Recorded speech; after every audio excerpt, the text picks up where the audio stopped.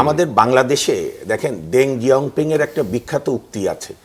যে বিড়ালটা ইঁদুর মারে কিনা দেখার বিষয়, বিড়ালটা সাদা না কালো সেটা দেখার বিষয় না। এবং ওনার আরও একটা উদ্ধৃতি আছে যে জানালার দরজা খুলে দাও, ধুলোবালি হয়তো ঢুকবে কিন্তু তার সঙ্গে মানে ফ্রি বাতাসও ঢুকবে যেটা ধুলোবালি ভাইরাস থেকে বাঁচাবে। এখন আমাদের দরকার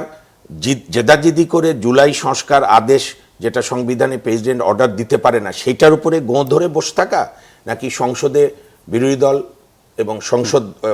সরকারি দল এবং সংসদীয় গণতন্ত্রে আমাদের এখানে একটা চর্চা নাই, এটা এবার আশা রাখি হওয়া উচিত। এটা একটা প্রবাদই আছে যে পার্লামেন্ট বিলংস টু অপোজিশন, যাতে অপোজিশন বেশি কথা বলতে পারে, কারণ সরকার তো কর্মকাণ্ডে আছে। তা আমি মনে করি যে বিষয়গুলো বিএনপিরা নিজেরা দাবি তুলেছেন, বেগম জিয়া জীবিত থাকতে আমার মনে হয় 17 সালে প্রথম বোধহয় একটা দিলেন 22 দফা নাকি, পরে এটাকে 31, পরে সব দল মিলে জামাত ইসলামও বিভিন্ন সংস্কার দিয়েছে, অন্য পার্টিগুলো যারা আছে সংসদের বাইরে। এবং এটা এখন এই প্রথম সেশনই তো কিছু মৌলিক বিষয় আমার মতে, আমি একজন নাগরিক হিসেবে apart from a lawyer of the constitutional court, সবচেয়ে বড় যে কয়েকটা গুরুত্বপূর্ণ জিনিস দরকার গণতন্ত্রকে সুদৃঢ় করতে গেলে, একটা হচ্ছে আপনার অনুচ্ছেদ 70-এ এমপিদের দাসত্ব ভেঙে দেওয়া, অর্থাৎ শুধু আপনার ধরেন ওই নো কনফিডেন্স মোশন সরকারের পতন ছাড়া এবং বাজেট না, আমি বলছি বাজেট পাশ করা ছাড়া,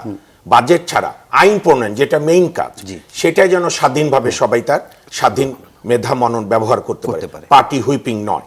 নাম্বার 2, আমি এটা বহুদিন ধরে বলছি এবং অপ্রিয়, আওয়ামী লীগ আমলে তো অপ্রিয় ছিলাম, আমি জানেন এই আমলে অপ্রিয় হব কিনা, হতে হবে, আমি স্বাধীন মানুষ, সেটা হচ্ছে কোনো উন্নয়নমূলক কাজে এমপির কোনো সংশ্লিষ্টতার দরকার নেই। এই যে কাবি খা, ছাবি খা, গরু খা,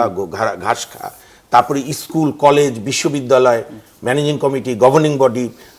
আপনার কি নাম, ওই যে পাহারাদার থেকে শিক্ষক পর্যন্ত নিয়োগ, এগুলো দরকার নেই। এমপি সাহেবদেরকে আপনি আরও সম্মানের সঙ্গে আইন প্রণয়ন করা, সরকারের যৌক্তিক সমালোচনা বা অন্যায্যই করুক, সংসদকে সত্যিকার অর্থে প্রাণবন্ত করা, সংসদীয় কমিটিকে কাজের মধ্যে করা।